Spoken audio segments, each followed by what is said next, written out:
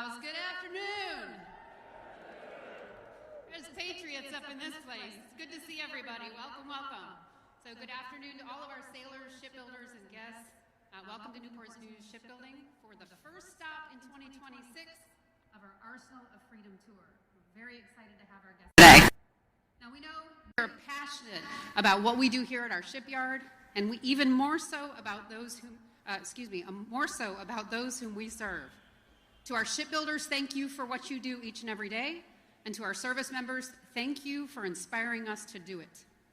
So today we have the privilege of welcoming a special guest to our stage, an equally passionate leader that continues to demonstrate his commitment to make a difference for our nation. He is an integral part of an administration that is fearless in leading change, from acquisition transformation to American manufacturing to sailor quality of life, and it is our honor to welcome him to our shipyard today. Ladies and gentlemen, please give an enthusiastic Newport News Shipbuilding welcome to the United States Secretary of War, Pete Hegseth.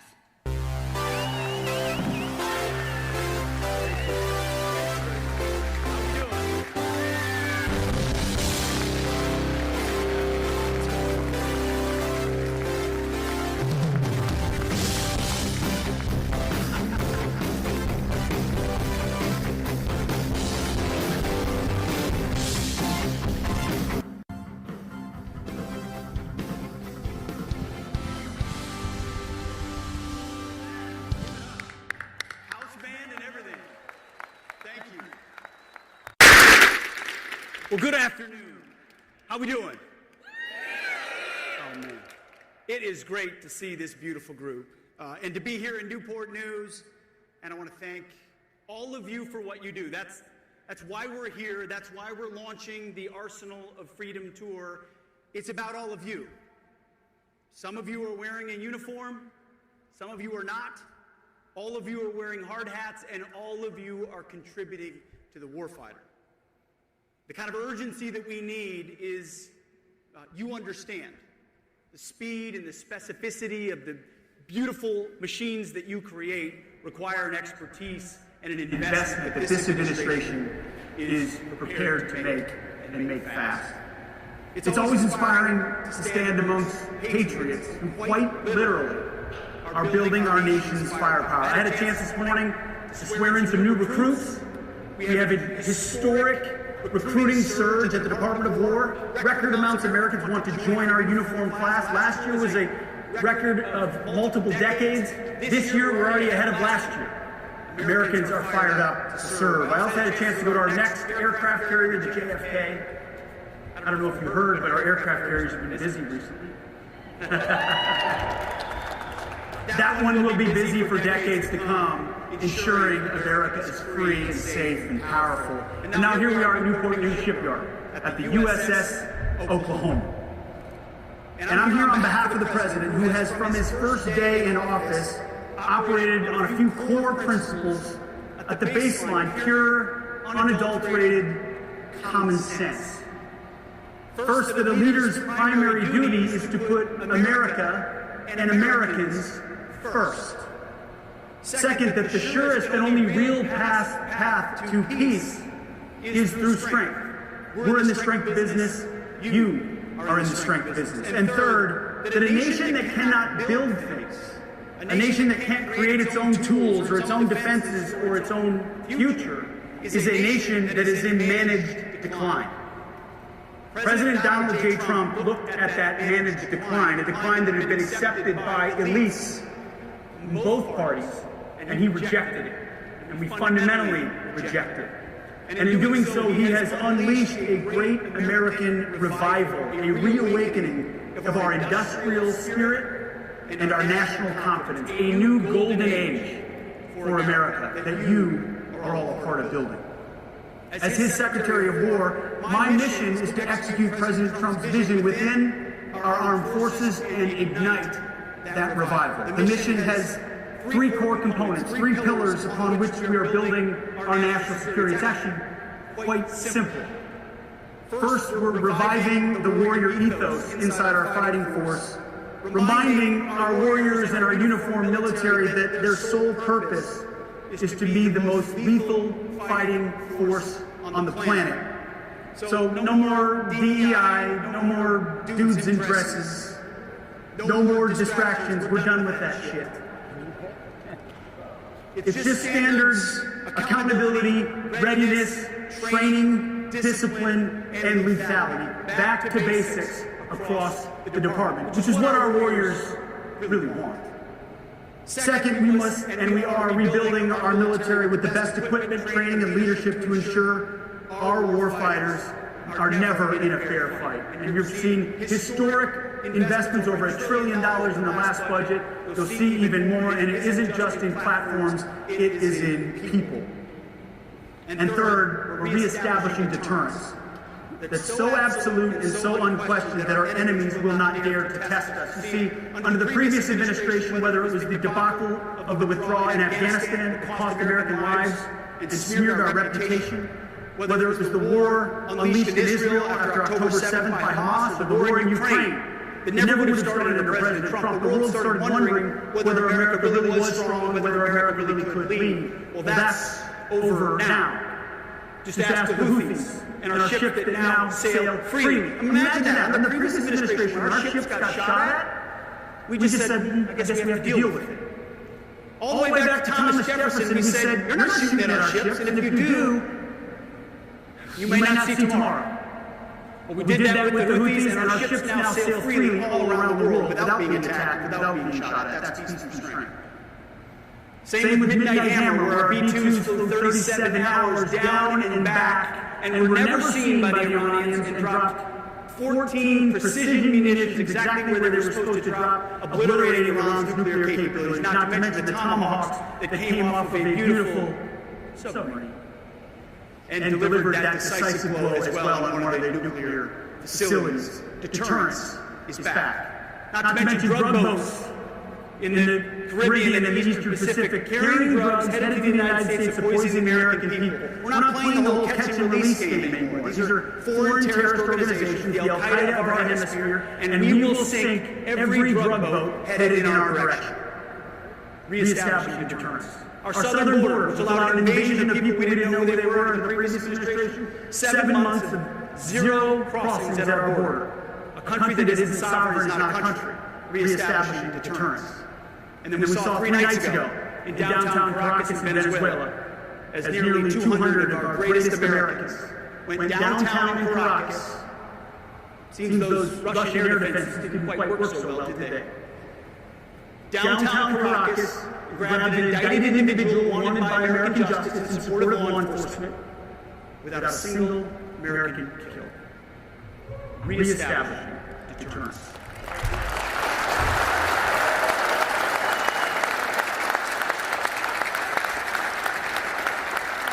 Because of President Trump's leadership, the world is taking notice. They're noticing American power, they're noticing American strength, they're noticing American clarity and leadership, and you are at the core of ensuring that happens. Everything we're doing is aimed at those goals. And that's why just before Christmas at Mar-a-Lago, I had the privilege of joining President Trump and the Secretary of the Navy for a historic announcement, the creation of the Golden Fleet. The Golden Fleet is the Navy's investment to revitalize America's maritime industrial base and rapidly build and sustain the fleet and fundamentally change how we do business and maintain military supremacy. This new battle fleet, anchored by a new generation of Trump-class battleships, is a declaration to the world that our command of the seas is and will remain non-negotiable. That announcement, along with the incredible, vital work being done right here, is a generational commitment to American sea power. This investment in both the visible might of battleships and the stealthy lethality of the submarines built in this very yard is a direct investment in peace and strength. It's an investment in the future fight, ensuring that America has the tools to win any conflict, anywhere, any time. And as was mentioned, today marks the first stop on a month-long Arsenal of Freedom tour from the War Department. And on this tour, we'll be traveling from the shipyards of the coast to the factories of the heartland, to see the work being done by the military and our partners in American manufacturing to usher in a new golden age of peace and restraint, a revival of our industrial base, all American-made by the best Americans. We know that our treasured freedoms are only as secure as our arsenal is strong, and nothing is more important than securing that freedom. So I'm here to thank you, the men and women assembled here today, and those you represent, who are designing and constructing our weapons of war that my children and yours, my grandchildren and yours, will rely upon to ensure the peace, stability, and security of the United States. You are standing shoulder to shoulder with the warfighters of the War Department. Allow me for a moment to speak plainly about the threats to that freedom. We find ourselves in a world of growing threats, a world the comfortable elites in Washington refuse to acknowledge for far too long. For decades, a bipartisan consensus sold this country a dangerous fantasy. They told us that history was over, that the rise of peer competitors was a relic of the past, and that we could afford to trade out our industrial might, our factories, our jobs.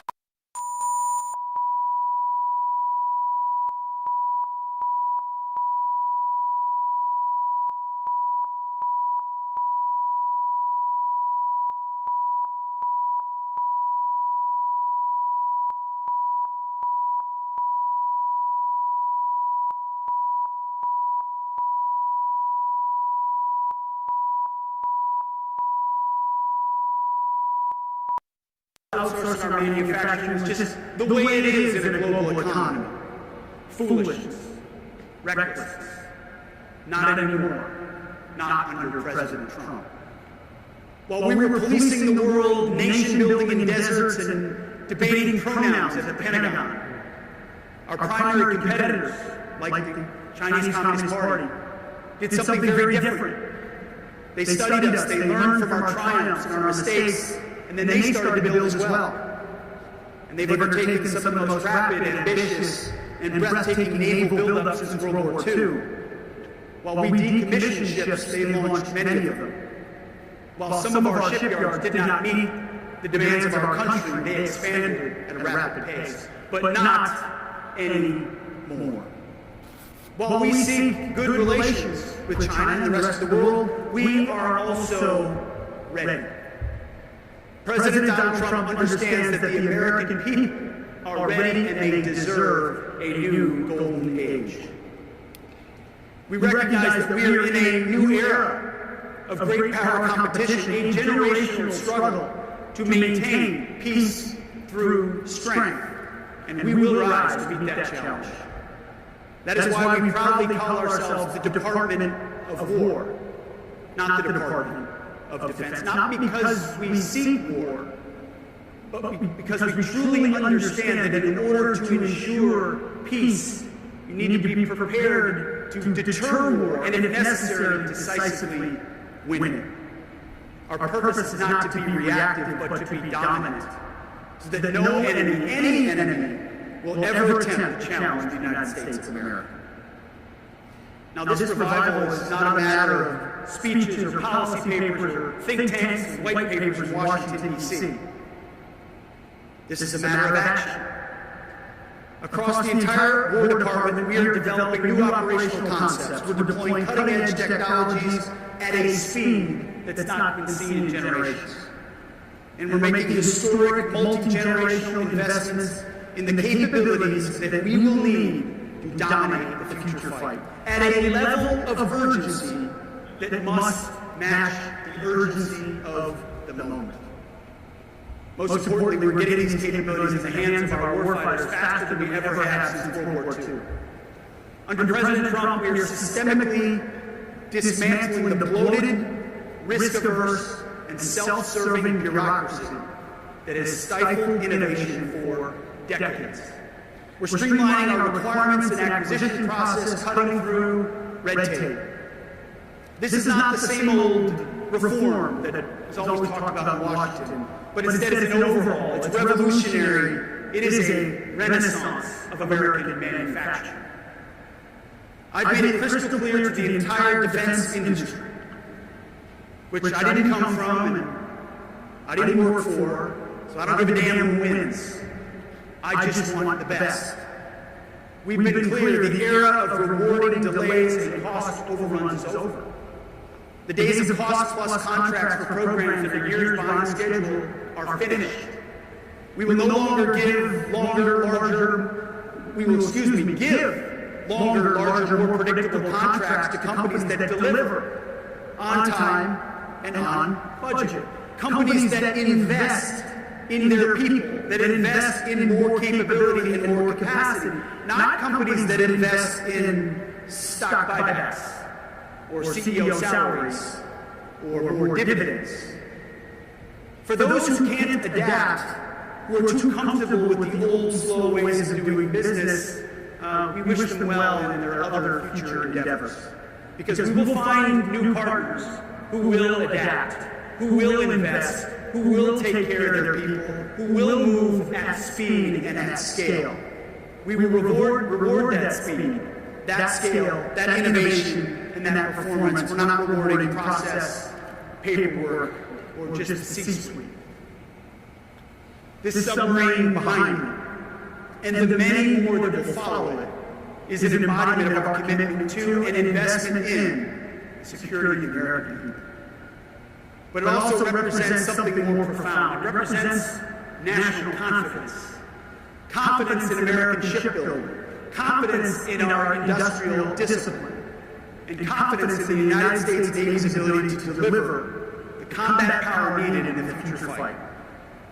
The work you do here every single day is the leading edge of that national restoration.